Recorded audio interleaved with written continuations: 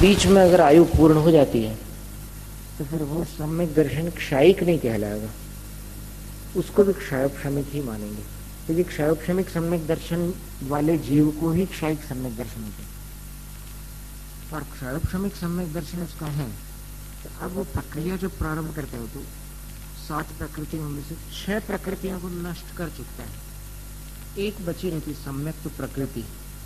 तो वो जो समय है उसका नाम शास्त्रों में कृतकृत्य वेदक है।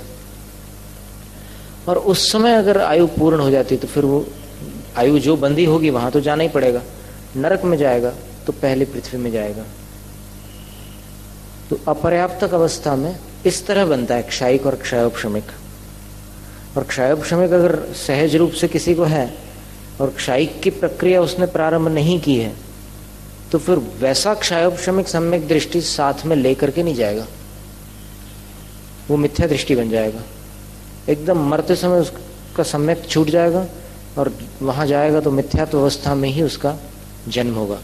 फिर पर्याप्तक होने के बाद वापस सम्यक दर्शन उसको हो सकता है। फिर तिर्यक गतो, तिर्यंच गति की बात, इसकी अपन ने चर्चा की थी पिछली बार। तो तिर्यंच गति में तिर्यंचों के पर्याप्तक अवस्था में औपशमिक सम्यक दर्शन हो सकता है। अब औपशमिक सम्यक दर्शन ऐसा है कि जिसने 7 प्रकृतियों का उपशम किया और अंदर निर्मलता आ गई, तत्वार्थ श्रद्धान हो गया, औपशमिक सम्यक दर्शन। अब उसके 2 प्रकार के भेद हो सकते हैं। यहाँ जिसकी चर्चा चल रही है वो तो प्रथमोपशम है, और जो मुनिराजों को होता है श्रेणी में जाते समय वो द्वितीय उपशम होता है। तो प्रथमोपशम वाले चारों गतियों में मिल सकते हैं, लेकिन द्वितीयोपशम वाले सिर्फ मनुष्य और देव गति में होते हैं। और देव गति में किस अपेक्षा से होते हैं उसकी चर्चा अभी आगे आ रही है। वैसे अपन ने पिछले बार भी की थी, लेकिन थोड़ा नया विषय होगा कुछ लोगों के लिए, इसलिए दोबारा उसको बतला देते हैं। और क्षायिकं क्षयोपशमिकं च पर्याप्ता पर्याप्तका नाम अस्ति। पर्याप्त और अपर्याप्तक अवस्था में क्षायिक और क्षयोपशमिक सम्यक दर्शन तिर्यंचों में हो सकता है, लेकिन वही बात है अपर्याप्त अवस्था में कैसे बनेगा। तो जो जीव क्षायिक सम्यक दर्शन प्राप्त कर चुका है अथवा कर रहा है, वो अगर अपनी आयु बंध के अनुसार तिर्यंच गति में जाता है तो फिर अपर्याप्त अवस्था में भी उसके पास रहेगा। अपर्याप्त अवस्था आपको याद है कि भूल गए 2 दिन में? क्या होती है अपर्याप्त अवस्था? जब उसके अंदर वो प्राण धारण की शक्ति पूरी नहीं हो पाती तो उसको अपर्याप्त दशा बोलते हैं, और जब वो शक्ति पूर्ण हो जाती है तो उसको पर्याप्तक बोलते हैं। तिरश्चीनाम क्षायिकम नास्ति।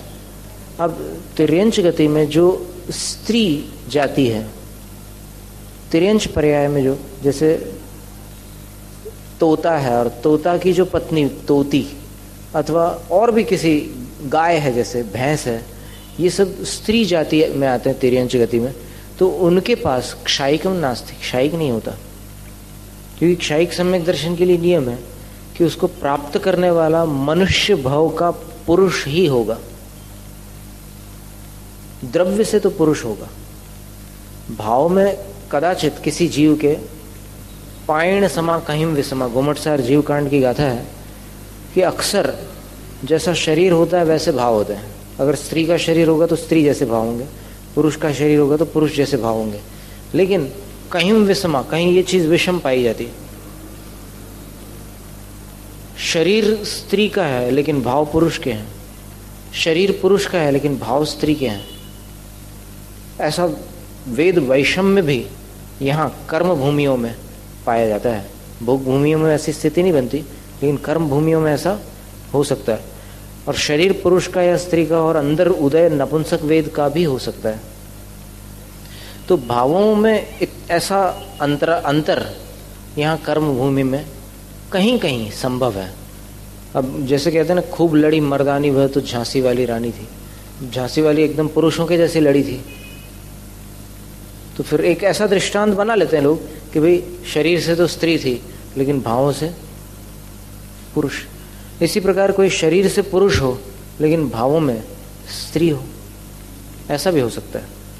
तो ऐसा सर्वत्र तो नहीं होता, लेकिन कहीं कहीं हो सकता है। पर ये नियम याद रखना कि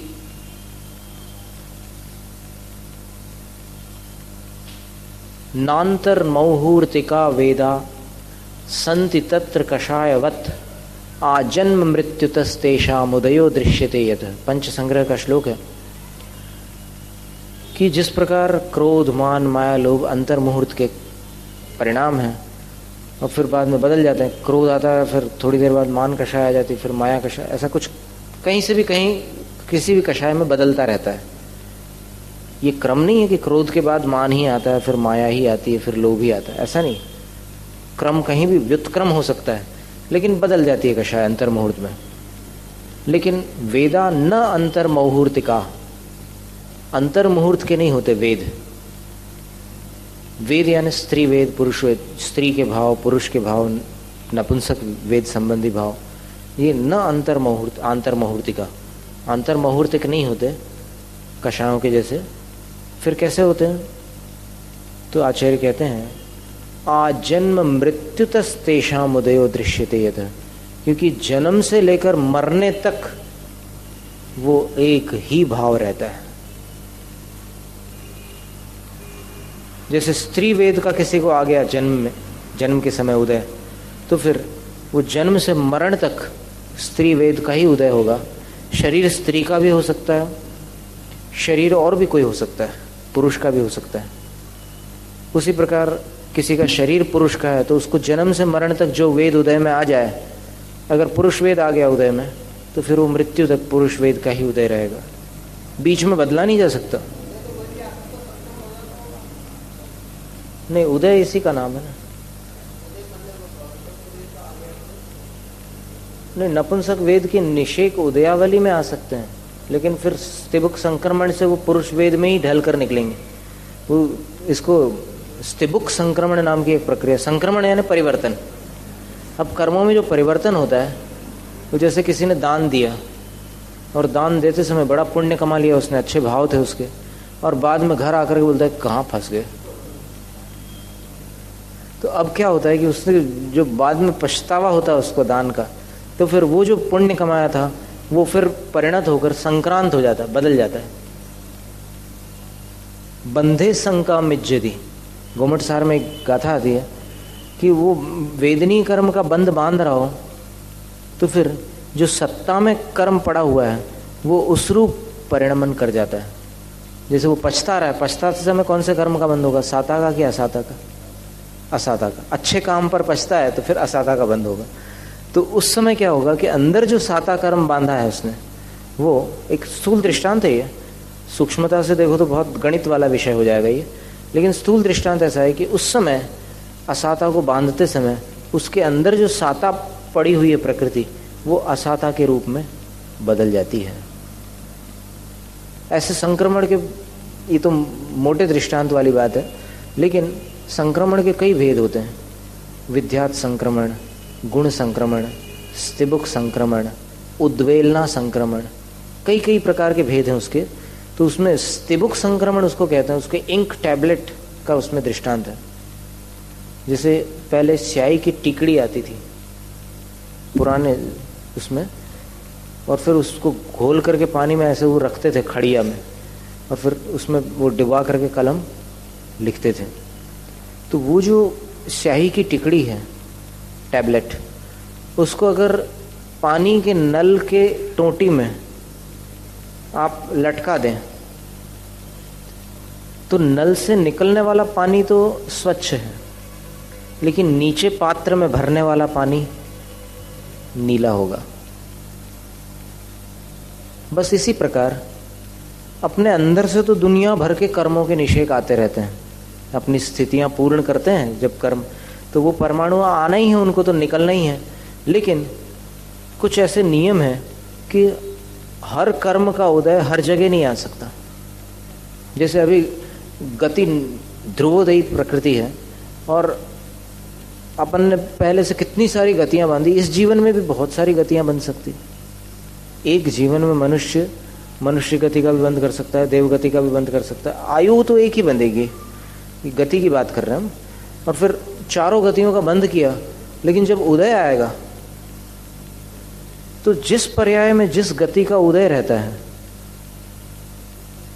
उस उदय में परिणत होकर के जो दूसरी गतियों के परमाणु उदय में आने वाले हैं, वो संक्रमण को प्राप्त हो जाते हैं और स्तिबुक संक्रमण के माध्यम से वो उदित होते हैं। जैसे अभी अपने को जन्म से मरण तक मनुष्य गति का उदय रहेगा, पक्की बात है। तो मनुष्य गति का उदय रहेगा तो पिछले जन्मों में जो अपन ने दूसरी गतियों का बंध बांधा है, उनका क्या होगा? मान लो उनकी स्थिति 15 साल में पूर्ण हो रही है उन कर्मों की, तो 15 साल बाद क्या नरक गति का उदय आ जाएगा? नहीं आ सकता, क्योंकि मनुष्य आयु के साथ नरक गति का उदय नहीं बनता। तो फिर वो जो नरक गति के परमाणु है, वो मनुष्य गति के परमाणुओं में बदल करके उदय में आते हैं। ये संक्रमण की विधि। तो अभी क्या चर्चा थी अपनी?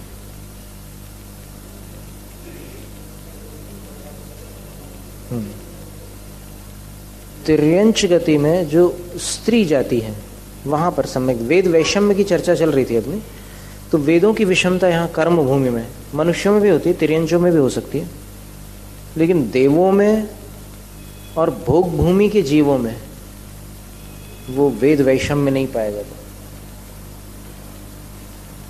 देवों में अगर जन्म से उसको देवी का शरीर मिला है तो स्त्री वेद का ही उदय रहेगा जीवन भर, और अगर देव का शरीर प्राप्त हुआ है तो फिर पुरुष वेद का उदय रहेगा। वैसे ही भोग भूमि की बात। अब विक्रिया करके अगर कोई देव देवी का रूप बना ले तो वो बात अलग है, लेकिन अंदर जो वेद का उदय है वो वही रहेगा। जैसे कई बार मनुष्य लोग भी नाटक खेलते हैं तो स्कूल में कुछ बच्चियों को भी मूंछ बना दी जाती है, और स्टेज पर वो राजा बन करके ऐसे मुकुट लगा करके चले आते हैं, डायलॉग्स बोलते हैं। तो उस समय जन्म से जो वेद उदय में रहेगा, वहां पर भले वो पुरुष की एक्टिंग करे, लेकिन वेद जो रहेगा वो स्त्री वेद का ही उदय रहेगा। जो भी उदय में है उसका परिवर्तन नहीं होता। ये विशेष बात। अब जो अभी सर्जिकल परिवर्तन किया जाता है, जो एक मेडिकल टेक्निक है ना, कि जिससे लड़के को लड़की बना दिया। अब ऐसा मंडी बामरा में हुआ था एक बार, हम लोगों का 88 में चातुर्मास हुआ था। मुनिश्री क्षमा सागर जी, योग सागर जी के साथ हमारा मतलब हम चौमासा कर रहे थे।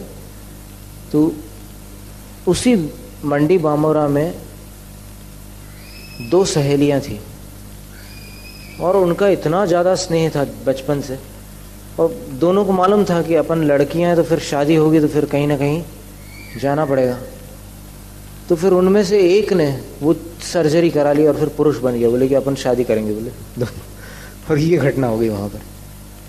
तो ऐसी कई घटनाएं होती है। तो वो द्रव्य वेद हो गया शरीर, लेकिन जो भाव वेद है वो बदल नहीं सकता। उसको बदलने की कोई तकनीक अभी है नहीं। तिरश्चीनाम क्षायिकम नास्ति। स्त्री पर्याय में तिर्यंच गति में जो पहुंचे हुए जीव हैं उनको क्षायिक सम्यक दर्शन नहीं होता। और यहाँ से अगर, वैसे तो क्षायिक सम्यक दर्शन मनुष्यों को ही होता है, और प्राप्त करते करते अधूरा प्राप्त हुआ और फिर मरण हो जाए तो फिर क्षायोपशमिक के साथ वहाँ चले जाता है। और क्षायिक सम्यक दर्शन जो चारों गतियों में बताया है वो उत्पत्ति की अपेक्षा से नहीं है, वो आयु बंध के कारण किसी मनुष्य को वहां जाना पड़ा है, इस बात का संकेत है। और वो मनुष्य भी शरीर से पुरुष है, ये भी याद रखना। भावों से कुछ भी हो सकता है, स्त्री पुरुष नपुंसक, क्योंकि इसमें आगे चलकर 10वें अध्याय में इसका खुलासा है कि मोक्ष जाने वाले जीव भूतपूर्व न्याय की अपेक्षा से किस वेद के धारक होते हैं। तो बताया द्रव्य से तो पुरुष ही होते हैं, और भाव से तीनों वेद के धारक होते हैं। फिर अल्प बहुत तो प्ररूपणा में बताया कि सबसे ज़्यादा कौन से वेद वाले जीव मोक्ष जाते हैं, फिर उनसे कम कौन होते हैं, फिर उनसे कम कौन होते हैं, ऐसा विस्तार किया। इसका मतलब ये हुआ कि भाव से तीनों वेद हो सकते हैं, और तीनों वेद अगर भाव से होंगे तो ये समझना कि उसी भाव में, अंतिम भाव में ही उस जीव ने क्षायिक सम्यक दर्शन प्राप्त किया हो। क्योंकि उस पिछले जन्म में अगर किसी जीव को सम्यक दर्शन हो जाए, क्षायिक सम्यक दर्शन, तो फिर वो इस जन्म में स्त्री वेद के साथ उत्पन्न नहीं हो सकता, नपुंसक वेद के साथ उत्पन्न नहीं हो सकता, वो फिर पुरुष वेद के साथ आएगा। ऐसा है। ये चीज़ प्रवचन सार ग्रंथ में 14 गाथाएं आती है, जिसमें आचार्य जयसेन स्वामी की टीका तो उपलब्ध है, अमृतचंद स्वामी की टीका नहीं मिलती। और उसमें ये आचार्य कुंद स्वामी ने सिद्ध किया है कि स्त्री पर्याय से मुक्ति क्यों नहीं हो सकती। कोई महावीर भगवान को किसी से राग द्वेष था क्या कि भाई हम जिनको बताएंगे वही मोक्ष जाएंगे और फिर बाकी लोग नहीं जा सकते? ऐसा तो था नहीं।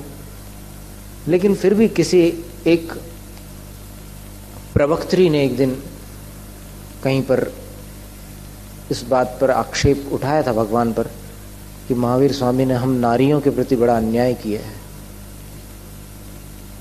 यानी मोक्ष प्राप्ति का निषेध करके बड़ा अन्याय किया है। फिर सभा तो ऐसी रहती है कि जिससे प्रभावित हो जाए उसकी हर बात आंख मूंद करके हाँ में हाँ भर देती है। फिर बाद में जब ये चर्चा विस्तृत हुई तो फिर अनेकांत पत्रिका में उसका फिर निराकरण भी निकला कि महावीर स्वामी ने अन्याय कुछ भी नहीं किया। अगर वो अन्यायी होते तो केवली नहीं होते, क्योंकि केवली कभी अन्यायी होते नहीं। जो वस्तु स्थिति है वो चीज़ उन्होंने निष्पक्ष भाव से कहा। केवली भगवान का उपदेश कैसे होता है? उनके अंदर कोई इच्छा है क्या? इच्छा नहीं है, वो तो भवि भागन वश जोगे वशा है, ऑटोमेटिक उनकी वाणी खिरती है। और फिर उस पर भी एक बहुत सूक्ष्म चर्चा चली थी पहले खानिया तत्व चर्चा में। पंडित फूलचंद जी ने उस पर बहुत गहरा विषय लिया था एक, कि केवली की जो वाणी है वो एक पृथक परिणमन है और उनका जो केवल ज्ञान है वो एक पृथक परिणमन है। केवल ज्ञान ज्ञान गुण की पर्याय है और ये जो वचन है ये वचन योग का परिणमन है। इसलिए केवली भगवान जो जानते हैं उसका और उनकी जो वाणी खिरती है उसका एकदम कोई डायरेक्ट संबंध बनाया नहीं जा सकता। लेकिन ये बात भी एक वस्तु स्थिति है कि जो उनकी वाणी में आता है, जो केवल ज्ञान हो जाने के बाद ही उनकी वाणी दिव्य ध्वनि के रूप में खिरती। कैसा? तो ठीक है, हाँ। फिर प्ररूपित हुआ, लेकिन प्ररूपण के लिए उनने कुछ पुरुषार्थ नहीं किया ना, ये बात बता रहे। वो सहज रूप से वचन योग से वाणी खिर।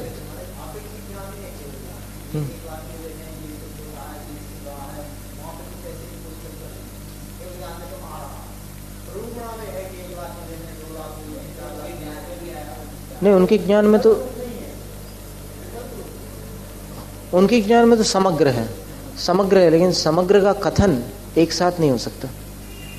तो कथन करने के लिए जम्बूद्वीप 1,00,000 योजन है, या फिर वो पूरा तीनों कालों को लेकर के फिर कथन करते हैं। बाकी सब कुछ उनके ज्ञान में तो सब साथ में आता है। उनके ज्ञान में द्रव्य भी आता है, पर्याय भी आती है। और अभी एक चर्चा और निकली थी कि उनके ज्ञान में सिर्फ अणु आते हैं, स्कंद नहीं आते। तो ये चर्चा कुछ उचित नहीं लगती, क्योंकि उनके ज्ञान में अणु कैसे आएंगे? अगर स्कंद पर्याय में है तो वो पर्याय आएगी कि नहीं आएगी? अगर नहीं आएगी तो फिर केवल ज्ञान अधूरा है। तो खैर ये सब बातें तो है, पर अभी अपनी जो चर्चा है वो ये है कि स्त्री पर्याय से जीव, किसी भी जीव को क्षायिक सम्यक दर्शन नहीं होता शरीर से, अगर स्त्री पर्याय हो तो इसीलिए तिर्यंच गति में जो तिरश्ची है, गाय है, भैंस है, या फिर कोई पक्षी, चकली है जैसे चिड़िया, ये सम्यक दर्शन के साथ उत्पन्न नहीं होती भोग भूमि में। अगर कोई जीव सम्यक दृष्टि हो और उसको तिर्यंच गति में जाना हो तो फिर वो भोग भूमि में जाएगा, यहाँ नहीं, कर्म भूमि में नहीं आएगा। औपशमिक, क्षयोपशमिक, ये 2 प्रकार के सम्यक तो पर्याप्तक तिर्यंचों में ही पाए जाते हैं, न अपर्याप्तिका नाम। पर्याप्तिक ठीक है, स्त्री वेद की बात चल रही है। औपशमिक और क्षयोपशमिक सम्यक दर्शन हो सकता है गाय को, भैंस को, किसी भी स्त्री जाति के पशु को, लेकिन अपर्याप्तक अवस्था में नहीं बनता, क्योंकि उसके साथ जा नहीं सकते, उत्पन्न नहीं हो सकते। फिर मनुष्य गति में मनुष्यों की बात बताती थी कि पर्याप्त अपर्याप्तक दोनों अवस्थाओं में क्षायिक क्षायोपशमिक दोनों सम्यक दर्शन होते हैं। औपशमिक सम्यक दर्शन सिर्फ पर्याप्तकों को होता है, अपर्याप्तकों को नहीं हो सकता, क्योंकि औपशमिक सम्यक के साथ मरण नहीं है। फिर मानुषीणाम तृतीयम अपि अस्ति पर्याप्तिका नाम एवं न अपर्याप्तिका नाम। और मानुषी यानी स्त्री वेदी जो मनुष्य हैं उनमें तीनों सम्यक दर्शन होते हैं, क्षायिक भी होता है, लेकिन पर्याप्तक अवस्था में ही होता है। यहाँ भाव वेद की अपेक्षा है। द्रव्य से अगर स्त्री पर्याय है तो नहीं बनेगा। हाँ, तो उसमें एक पंक्ति और थी इसमें, वो अभी इस प्रति में नहीं मिल रही अपने को, क्योंकि पुरानी। हाँ, इसको देख करके आक्षेप कर सकते ना।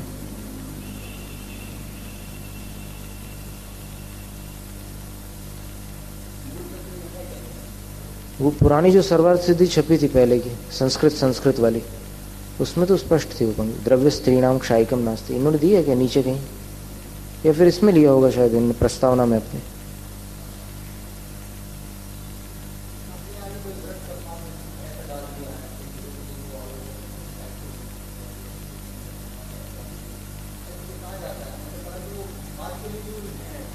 नहीं, लेकिन ये कौन से ग्रंथ में है? अच्छा, हाँ, उसमें क्या है कि कथा भाव प्रधान होती है, इसलिए कुछ चीज़ें उसमें बहुत प्रामाणिक भी होती है, लेकिन कुछ बातें ऐसी जैसे कोई उपदेश सूत्र है, उसमें किसी को समझा रहे कि तू अगर बात नहीं मानेगा तो नरक जाएगा, तो अब अगली पर्याय तो कोई ना कोई होगी एक, लेकिन बात नहीं मानेगा तो नरक जाएगा, ये समझाने का सूत्र। क्योंकि पर्याय तो एक ही होना है कोई, तो फिर वो मान लेता बात, ऐसे बात सुन करके मान भी लेता है, और मान लेता है तो फिर उसकी गति ठीक होती है। तो ये उपदेश कथन।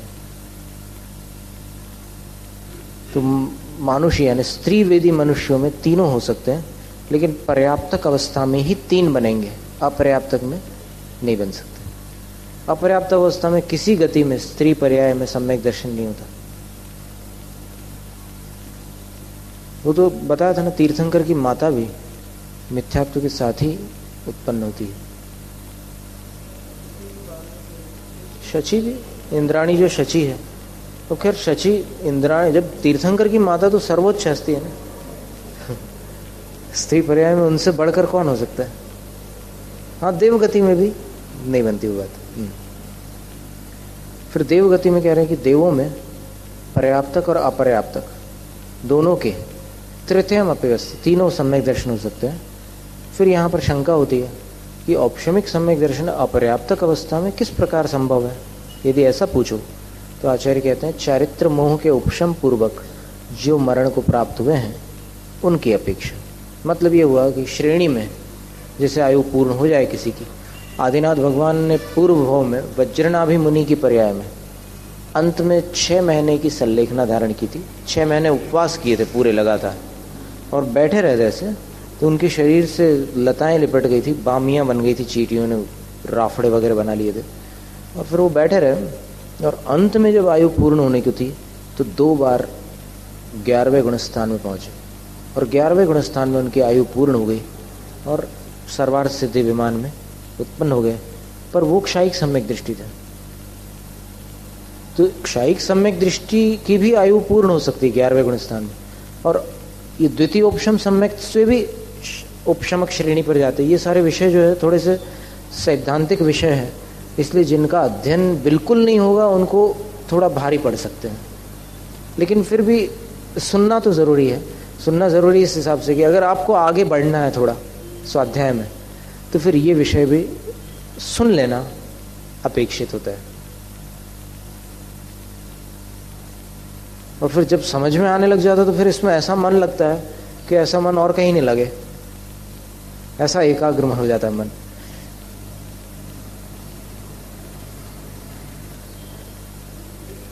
फिर भवनवासी व्यंतर ज्योतिष्काणाम देवानाम, भवनवासी व्यंतर और ज्योतिष ये 3 प्रकार के जो देव हैं इनके, देवी नाम है, और इनकी जो देवियां हैं उनके भी, और सौधर्म ईशान कल्प वासिनी नाम च, सौधर्म और ईशान कल्प की जो वासिनी यानी देवियां हैं उनके भी क्षायिकम नास्ति, क्षायिक सम्यक दर्शन नहीं है।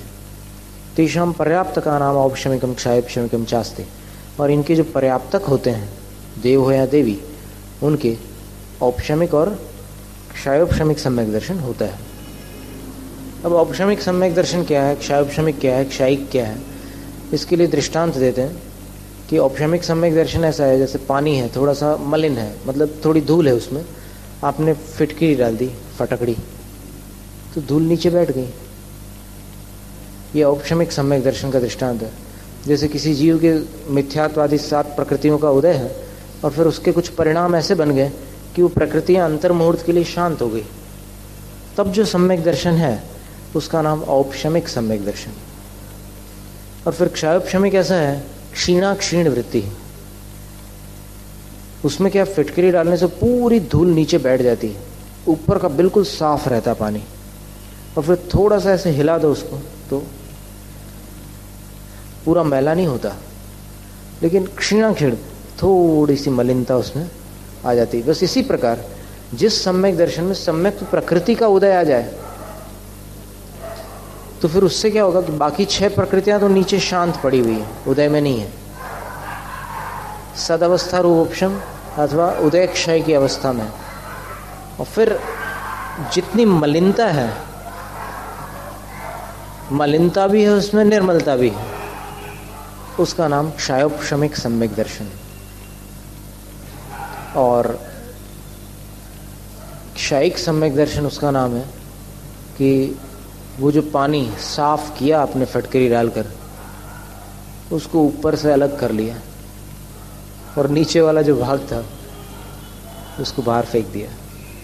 अब वो वाले पानी को आप कितना भी हिलाओ मैला नहीं हो सकता। उसी प्रकार क्षायिक सम्यक दर्शन, उसमें जो ये जो नीचे जो मिट्टी बैठी है धूल, वो अपनी 7 प्रकृतियां हैं कर्मों की, उन 7 प्रकृतियों को जिसने जड़ से नष्ट कर दिया उस जीव का सम्यक दर्शन क्षायिक सम्यक दर्शन कहलाता है। और वो कभी नष्ट नहीं होता, मोक्ष प्राप्त करने के बाद भी वो बना रहता है। और संसार अवस्था की अपेक्षा विचार करो तो फिर इसमें आगे आने वाला है सब वर्णन। चौथे भाव में क्षायिक सम्यक दृष्टि नियम से मोक्ष चला जाता है, अधिक से अधिक 5वां जन्म नहीं होता। यहां से गिनना चालू करना, 1, देखो कई बार लोग गिनती लगाते हैं तो खुद को छोड़ देते ना।